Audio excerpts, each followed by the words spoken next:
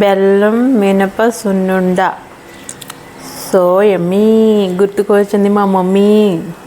బెల్లం కూడా బెల్లం పొట్టుపప్పుతో సున్నుండలు ఇలా చేసుకుంటే హెల్దీ. కొనుక్కునే అసలు ఏమన్నా బాగుంటున్నాయా? అన్నయ్య వాళ్ళ ఇంట్లోంచి వచ్చిందండి సున్నుండల పొడం. పాపం బెల్లం కలిపి మరీ పంపించింది మా వదిన. అమ్మ నాన్న లేకపోయినా అమ్మ నాన్నలాగే చూసుకుంటారు, పచ్చళ్ళు అన్నీ పంపిస్తారు. ఇదిగో ఇలాగా వైట్ మినపగుళ్ళతో బెల్లం కలిపి మరీ పంపించిందండి వదిన. నేను ఇంకా సరిపోదని కొంచెం బెల్లం కలుపుతున్నాను.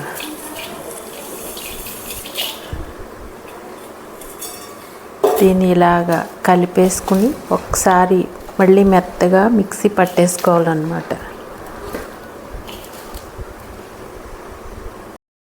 అప్పట్లో ఇప్పుడు మిక్సీలు ఉన్నాయి కాబట్టి మనం బర్రమని పించేసుకుంటున్నాము జార్లో వేసి. అప్పట్లో అమ్మాళ్ళు మిక్సీలు లేని టైంలో అయితే పీట మీద వేసి తవ్వతో నూరేవారు మెత్తగా. ఈ పొడం ఈ బెల్లం అంతా దాంట్లో మిక్స్ అయిపోయే వరకు. వదిన వైటు మినపగుళ్ళు చాయ్ మినపప్పు గుళ్ళతోనే చేసిందనమాట. అందుకే పొట్టుపప్పు కొంచెం ఆడుకుని ఇందులోకి కలుపుకుంటే టేస్ట్ బాగుంటుంది. కొంచెం ఇవి వేపుడు పప్పు అంటాం కదా, ఇది కొంచెం ఈ రెండు కొంచెం బరకగా మిక్సీ పట్టేసి ఇందులో కలుపుకోవాలి. ఇప్పుడు ఇలా ఉంది కదా బెల్లం పలుకుల్లాగా, దీన్ని జార్లో వేసి ఒకసారి గ్రైండ్ చేస్తే కొద్దిగా ఇలా పొడుములాగా అవుతుందన్నమాట మెత్తగా. ఇప్పుడు ఇవన్నీ గ్రైండ్ చేసేసి ఇవన్నీ కలిపి అప్పుడు నెయ్యి పోసి సున్నుండలు చేసుకోవాలి. ఇంకా ప్రాసెస్ ఉంది.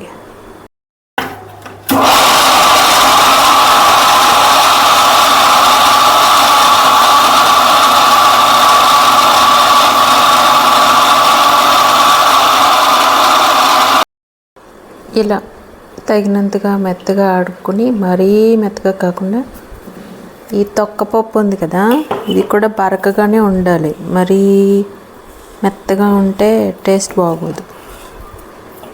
ఇందులో కలిపేసుకొని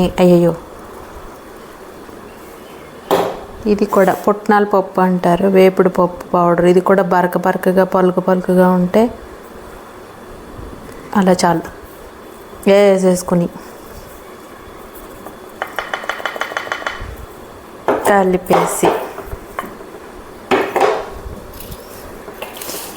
ఇంత పిండి మనందరం ఎక్కువ ఇంట్లో మెంబర్స్ని బట్టి ఎక్కువ తినలేం కదా, కొంచెం స్టోర్ చేసేసుకోవచ్చు. ఫ్రిడ్జ్లో పెట్టేసుకుంటే ఎప్పుడు కావాలంటే అప్పుడు కొద్దిగా తీసుకుని కలుపుకోవచ్చు.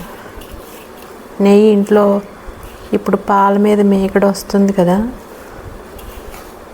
అది అందరూ ప్రతి ఇంట్లో నెయ్యి చేసుకుంటున్నారు, కాసుకుంటున్నారు. కాబట్టి మనకి ఎప్పుడు కావాలంటే అప్పుడు కొద్దిగా కలుపుకోవచ్చు అన్నమాట.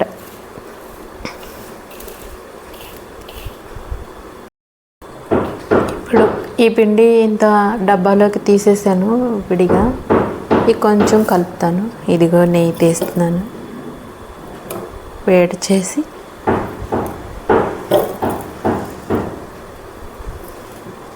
ఎంత కమ్మగా. ఇది వరకు ఫ్రిడ్జ్ లేవు కాబట్టి ఏమి దాచుకోవడానికి ఫ్రెష్గా ఉండేవి కాదు కదా. ఇదివరకు అమ్మమ్మ వాళ్ళు అయితే పౌడర్ విడిగా చేసుకుని ఉంచుకొని ఎవరన్నా చుట్టాలు వస్తే అప్పటికప్పుడు బెల్లం తురిమి నెయ్యి, కాచిన నెయ్యి ఎప్పుడూ ఉండేది కాబట్టి ఆ నెయ్యి కలిపి చుట్టాలకి కంపల్సరీ భోజనాల్లో పెట్టేవారు. కంచంలో స్వీట్ పెట్టాలని. నెయ్యి మంచు ముక్క కరిగినట్టు కరుగుతుంది. మరీ వేడెక్కకుండా చక్కగా కరెక్ట్గా వేడైతే చాలు. ఇదివరకు మరగబెట్టి బుసబుస అంటే వచ్చేలాగా పోసేసేవారు. అంత అక్కర్లే, మామూలుగా వేడైతే చాలు. వేడైపోయింది, మంచి ముక్క లాంటి నెయ్యి కరిగింది. పిండిలో పోసేసి టంటడై.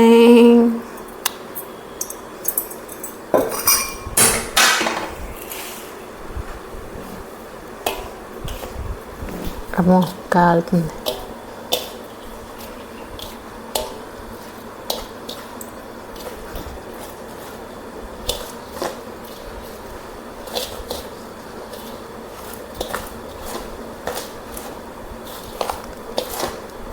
అమ్మో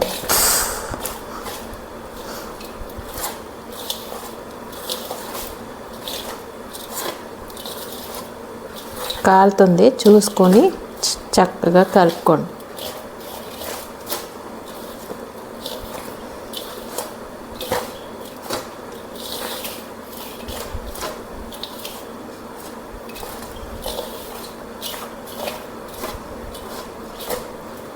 ఇలా చేస్తే ఉండ అవ్వట్లేదు అనుకోండి, కొంచెం విరిగిపోయినట్టుగా ఉంటే మళ్ళీ కొంచెం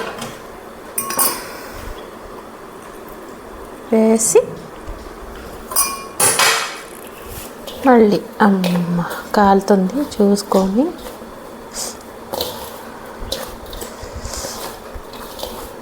అప్పుడు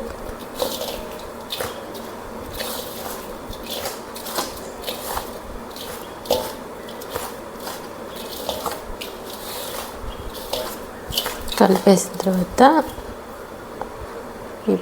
ఇలా వండ అయిపోతుంది చక్కగా.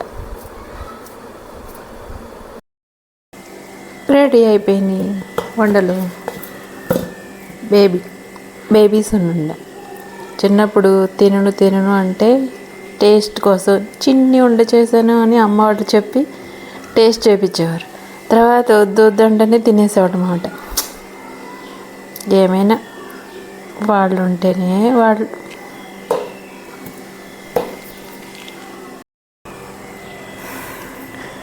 బేబీస్ ఉండ ఆకు బెల్లం మినప సున్నుండ. సో యమ్మీ, గుర్తుకొచ్చింది మా మమ్మీ. చాలా బాగుంది. బెల్లం కూడా, బెల్లం పొట్టుపప్పుతో సున్నుండలు ఇలా చేసుకుంటే హెల్దీ. కొనుక్కునే అసలు ఏమన్నా బాగుంటున్నాయా?